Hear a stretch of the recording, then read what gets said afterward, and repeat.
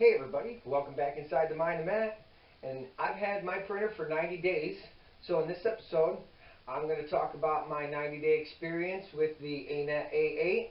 And then I'll show you a close-up of it and show you the modifications that I've done.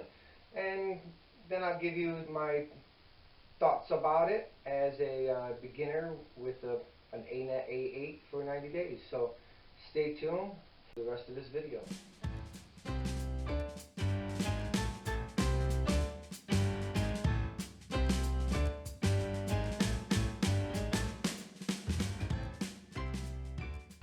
Alright, so it's been 90 days since Christmas, give or take, and I got myself a Anet A8 for Christmas. I put it together, and my experience level with 3D printers prior to that was 0. So this kit arrived, it was in a lot of parts. I did do a lot of research. I basically watched all the assembly videos prior to even ordering, because I told my girlfriend that if I don't get this 3D printer for Christmas, I was just going to go buy it myself. So I was prepared for what was ahead of me. So, but that being said, building I've used this analogy before. Building an airplane is one thing.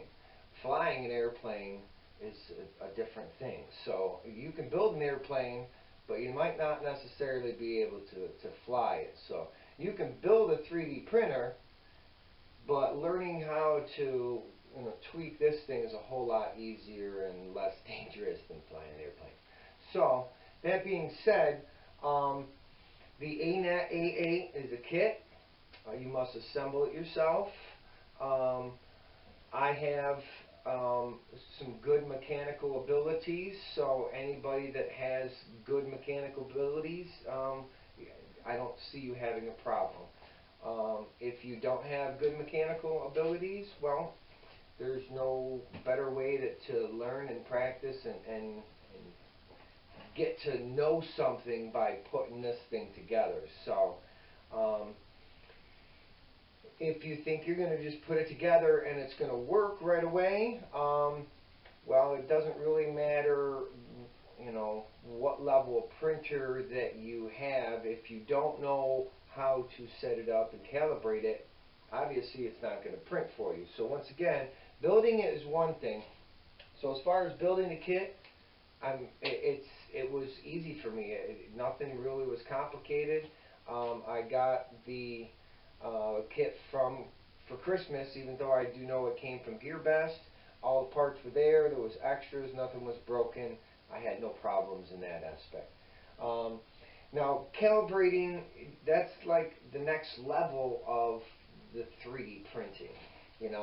There are files that come on the SD card that it comes with that allows you to basically just plug that in and select a model and start printing to set up your calibrations, because you got to calibrate. You got to calibrate.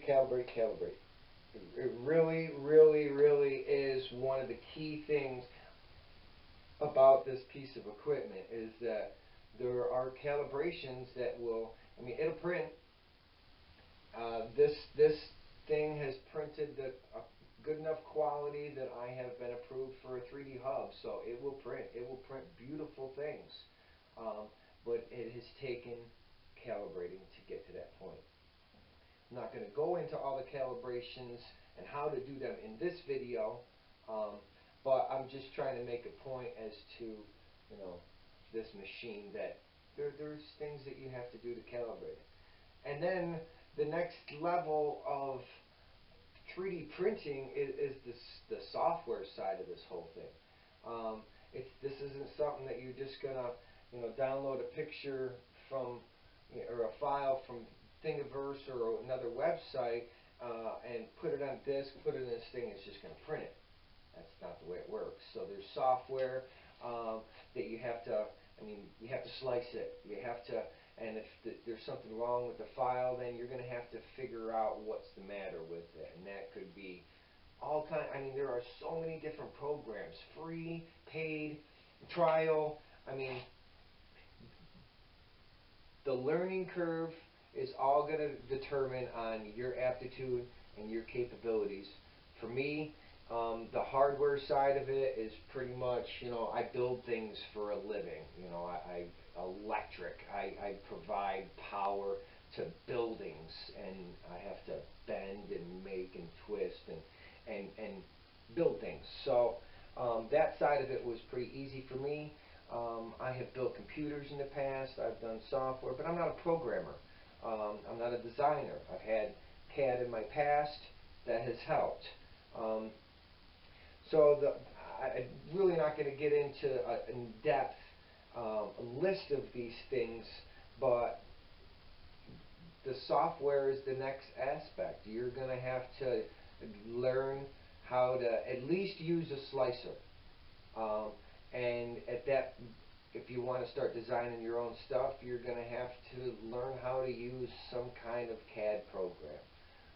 Me, myself, I have started out with Autodesk's 123 Design, and went to install it on my new computer and noticed that it was no longer going to be serviced or supported, or they're just doing away with it, I guess. So it was linked me to the Fusion 360, which my prior computer, the one I started with, wasn't capable of running that program. So I actually had to invest in another computer in order to run just one of the programs that I'm happening right now. So this is an investment. This is a hobby. If you're not looking into the business side of this, where you're spending a couple of $1,000s on a piece of machinery, at this level, this is a hobby that it's possible to make money, which will be the next thing that I'd like to cover. Have I made any money from my Anet A8? And I can say yes that I have.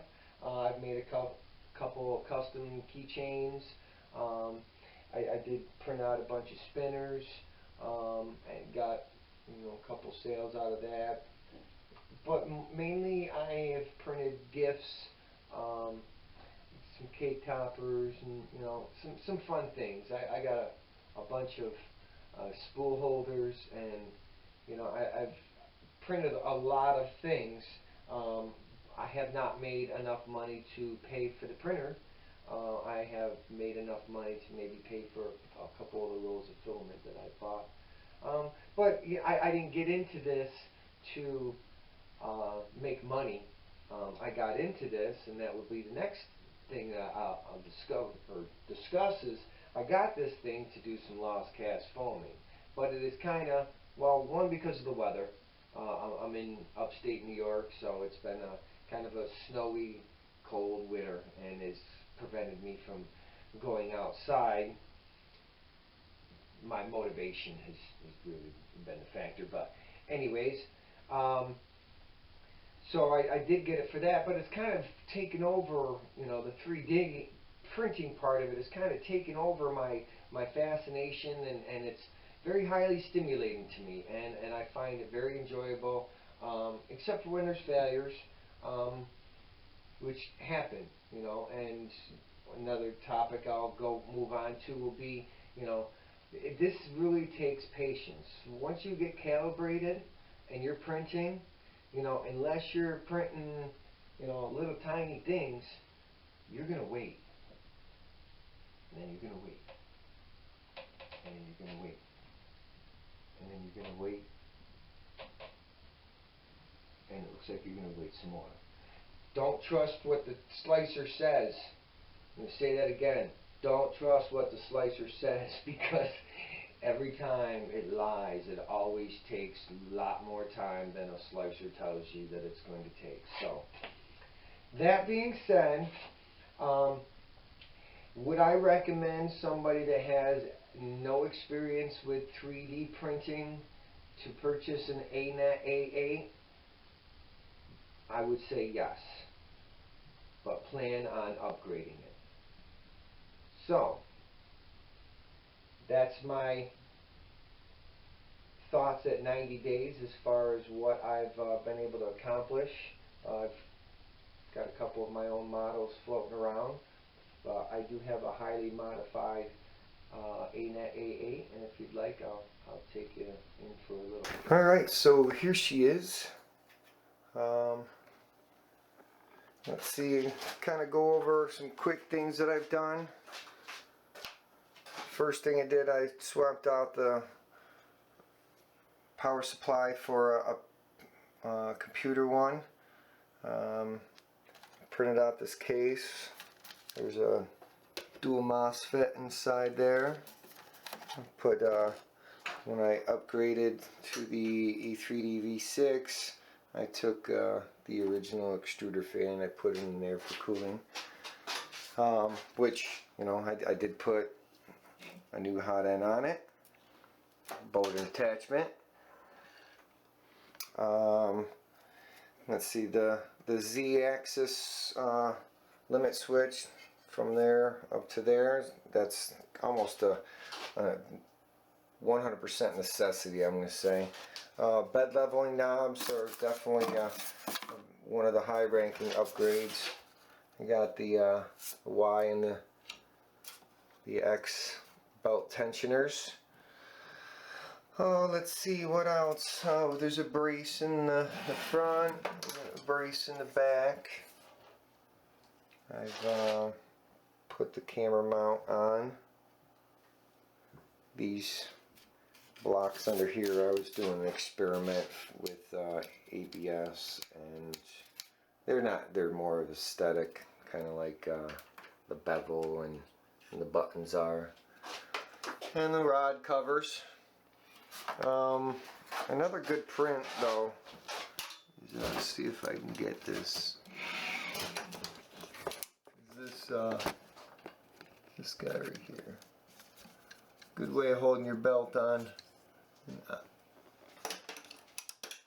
There's another attachment that you can get for the underside, but I haven't done that. Let's see, the only other things that I think I've really done to it was pretty much covered. So the only other upgrades that I got coming are I'm thinking about printing out these, and it moves the nuts down to here. I did print this out yesterday.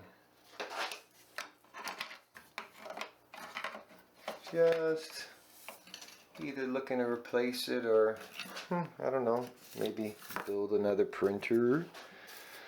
Other than that, you know, I haven't changed the firmware. I am not on auto bed leveling or anything like that. I do it manually.